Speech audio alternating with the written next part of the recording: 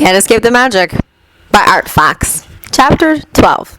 The group left the hotel a while later to a nearby cafe. Aladdin and Morgiana happily joined them. Both were glad to see Cinna up and about. I know just what to order, Sinbad assured them as they all sat down together. How are you feeling, Cinna? Aladdin asked, peering carefully at the smaller boy.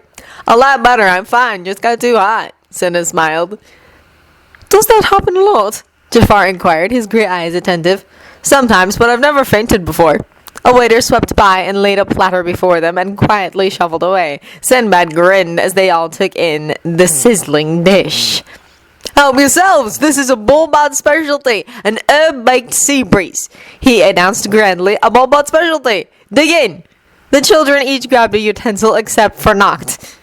Jafar noticed the tan boy's hesitance. Noct, what did you eat? It's staring at me, Noct murmured. What? Jafar tilted his head. Cinna snorted around a piece of fish while Morgiana and Aladdin stared. The fish. It's staring at me.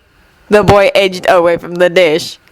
Noct's afraid of seafood, Cinna easily informed everyone while swallowing the rest of his bites. I'm not afraid! I just don't like food that can look at me! Cinna slid out of his seat and crossed its arms. Cinna pierced a portion of the fish with one eye still steaming. He brandished it toward his friend. Look, Noct, it's staring into your soul! Oh, no!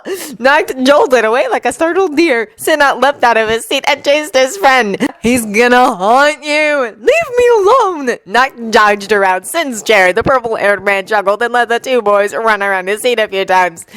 Cinna! Noct whined, stop it! Fish ghost, stop! Noct dashed behind Masroor and Cinna followed happily. The two ran around the Fonnelly's man a few times. Masroor leaned down and gently caught both boys by the back of their tunics. Rip! Noct's shirt had a small tear on the back of the collar. Sorry. Masroor looked solemn. It's okay, it isn't that bad. Alright, go eat. He nudged both boys back to the table. Sinbad smiled as Noct continued to avoid sitting near the fishy dish. Noct, we can order you something else if you don't like fish. Really, Mr. Sin? Noct's face was a picture of wonder.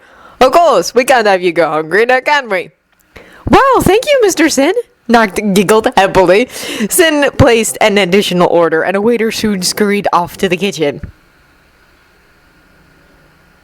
Thanks.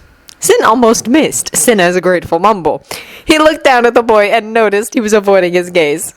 He's so cute, Sinbad internally crowed. Jafar met his eyes over the children's heads and smirked at Sinbad's happy expression.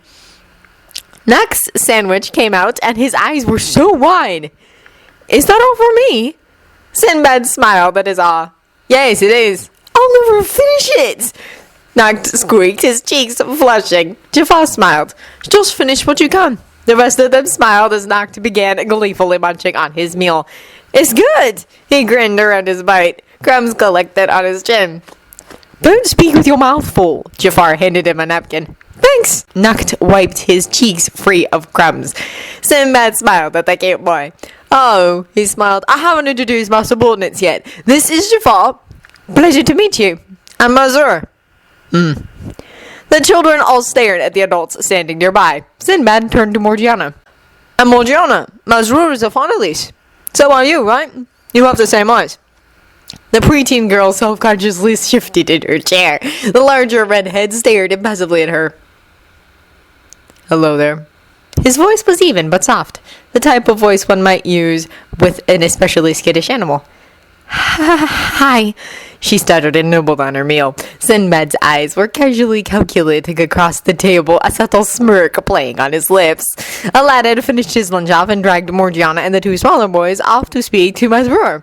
Jafar sat across from Sinbad, and the two men trusted Masroor to keep the kids in line.